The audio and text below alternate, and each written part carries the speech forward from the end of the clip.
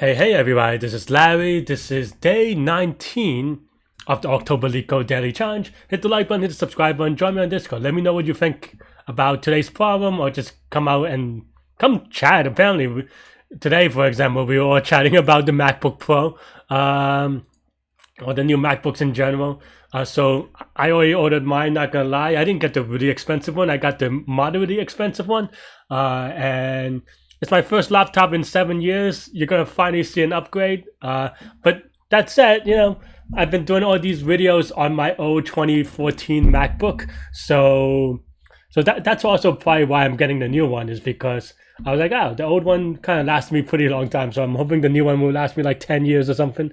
But yeah, so now in a couple of weeks, you're gonna see me in 1080p, which is totally unnecessary. It's just gonna be this face, but I don't know, fewer anti-aliasing pixels. I don't know, something like that. Anyway, that's enough of an ad. I'm not sponsored or anything, but Anyway, today's problem is next greater element 1. So okay. Next element, some element x is the array of the first element that's greater than Okay, what does that mean? I didn't really look. To the right of the x in the first array. So why do you have two arrays? Find the index such that num sub I is equal to num and determine the next greater element. Okay, let's see. So basically, for example, you have this 4, and then the next greater element of 4. Okay.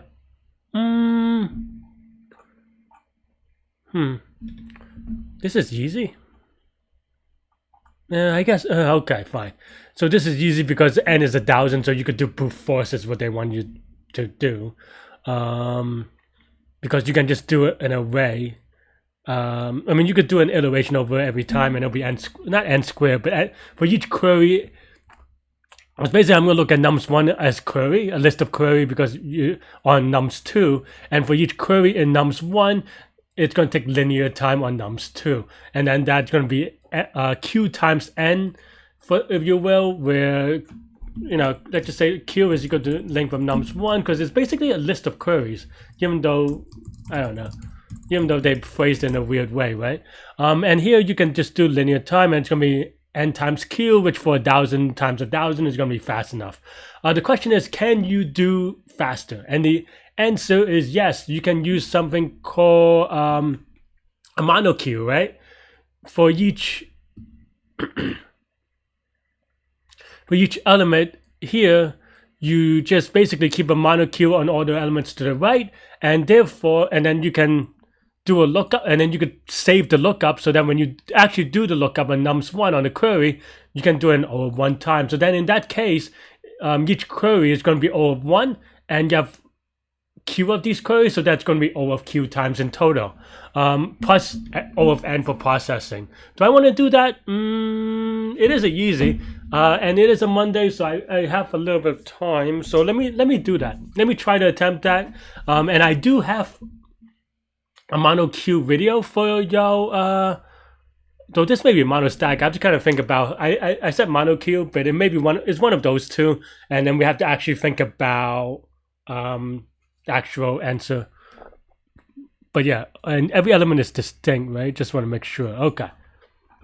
Yeah. So we're gonna do the mono something. We'll see which one it is together. And like I said, I do have a tutorial about it, so go check that out. But basically, I'm gonna go over my logic from beginning to end. So because I don't know how to do, I'm not at the point where I can look at it and know the answer by practice or whatever. I still have to kind of work for it like everyone else. So actually, and also one more thing is that I usually solve these live. So if it goes a little bit fast, slow it down. If it goes a little bit slow, speed it up. I believe you have the technology, and I do apologize, and I do get comments that I talk too quickly. That's my fault. I have so much to say, and if I don't say it quickly enough, I forget. So I don't know. My memory's getting old. I'm sorry, friends. Alright, let's pre-process. But yeah, let's pretend. So we're solving.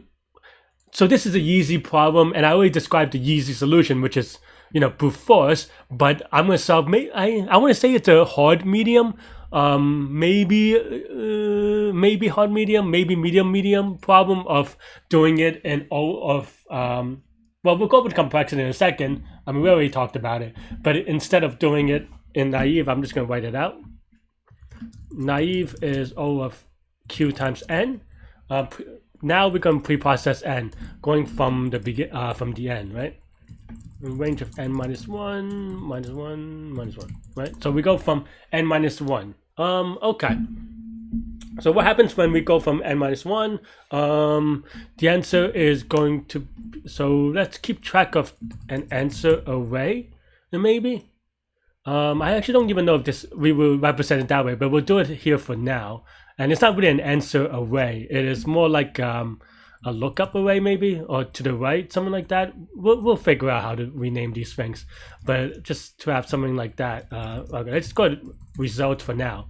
So okay, so to the right, and we have some kind of data structure that I don't know if it'll be a stack or queue yet. So let's kind of think about what we want and what kind of question we want and what kind of answer we want, right? So okay, so going from the beginning, from the end, going to the beginning. So let's see if there's a longer question. Okay, fine, there isn't a longer one. But yeah, I'm just gonna. So for me, I find it useful to visualize things by having an example. Usually, to be honest, usually in real life or like in some competitive thing, I would put on pen and paper. Of course, if I did, you can't see me, so I'm just typing it out to kind of think about it. So here, right now, our last element is 2. Yeah. So what happens, right? So here we go, if length of the data structure is 0, then we just continue. We go and then we continue. And of course, we'll just reverse the results afterwards, maybe. Okay. And we can muck around with this, but that's the idea that I have now. Okay, so then now the next one is 4. And also we want to probably just append the number. What is it? Nums2 sub I. I mean, we don't know what to do with this yet, but we'll think about it in a sec. But we do need the number. We just don't know what to do with it. Okay, so now given a 4, so what happens? Okay, so everything to the right of it, it's in data structure, right? Okay, so now I see. Because in a 4, so, okay. Which way do we go?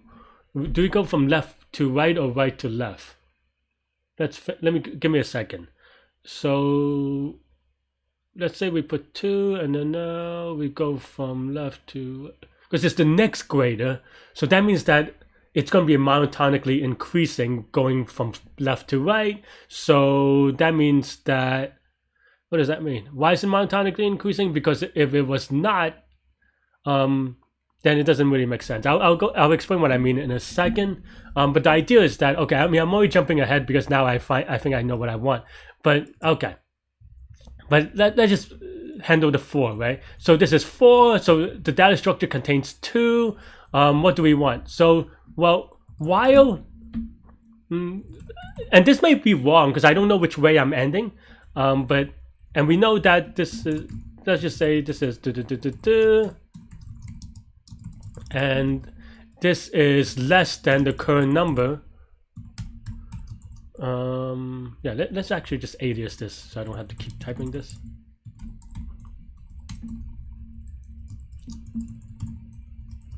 So yeah, so if the current number is bigger than this number, then what does this mean, right? On the whatever, that means that it cannot be the answer, right? So yeah, so this is a stack actually. Now that I think about it, yeah, it's just a little bit confusing because I'm going backwards and then going backwards from the backwards. That's why I get confused. Maybe I'm wrong on this still, but yeah, but basically we're getting a stack from left to right. And we look at the top of the stack, which is the next number. So yeah, so stack represents the number from left to right. So yeah, so the next number, if the number is smaller than it, that means that it is 1. It is not the answer, and it cannot be the answer for any numbers to the left of it, right? For example, in this 2 is clearly not the answer for 4. But 2 is also not the answer for any numbers left of 4, because if 2 is the answer for any numbers to the left of 4, 4 would also be the number. If 2 is a possible answer to the numbers in the prefix, then 4 is definitely an answer to all the numbers in the prefix, right? Because 4 is bigger, and you can't really, like, there's no possible way that 2 is the answer anymore, so we pop. Okay. And then now we keep on popping until we get a number that's bigger, right? So let's pretend there's a 6 here. Then here we get a 6. Well, in that case, 6 can be a possible answer to the numbers to the left. For example, if it's a 5. And also 4 cannot, 4's answer is a 6, is my point. So yeah, so here, now we can actually run this back a little bit. So if we popped everything already, then the answer is -1. Otherwise,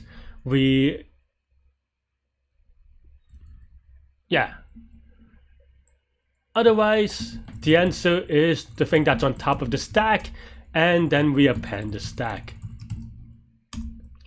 Yeah.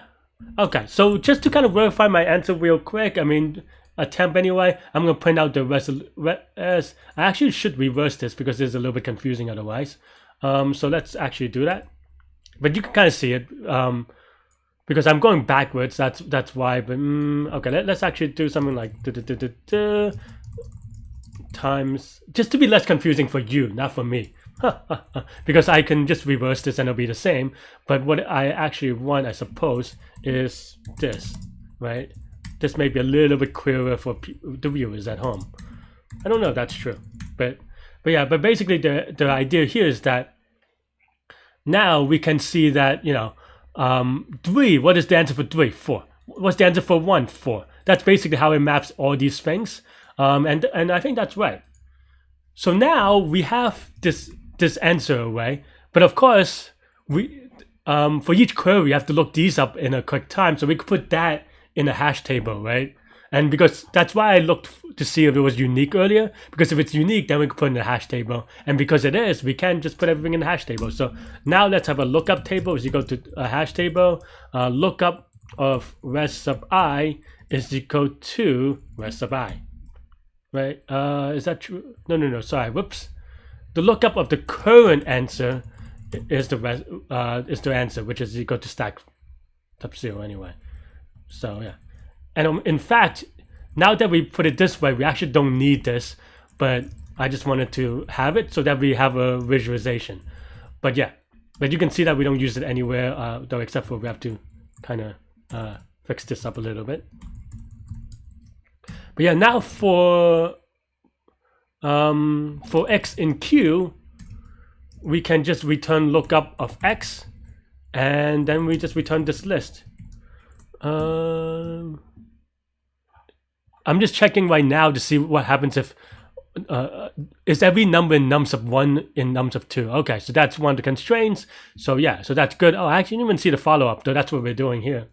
Let's see. Oh, whoops.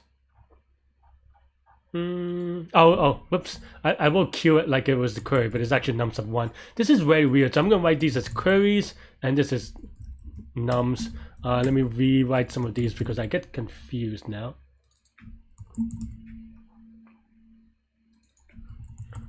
Hopefully this makes sense. Don't be afraid to change the input. But okay.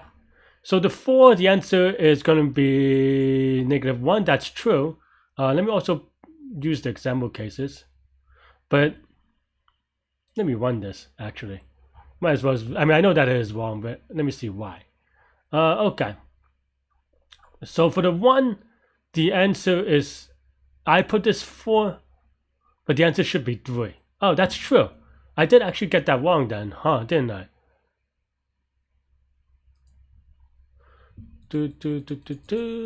Huh. I did get it wrong earlier, now that I remember looking at it, but for some reason I was just thinking about a different input. Huh. Why is this wrong? Dun dun dun. Did I forget something?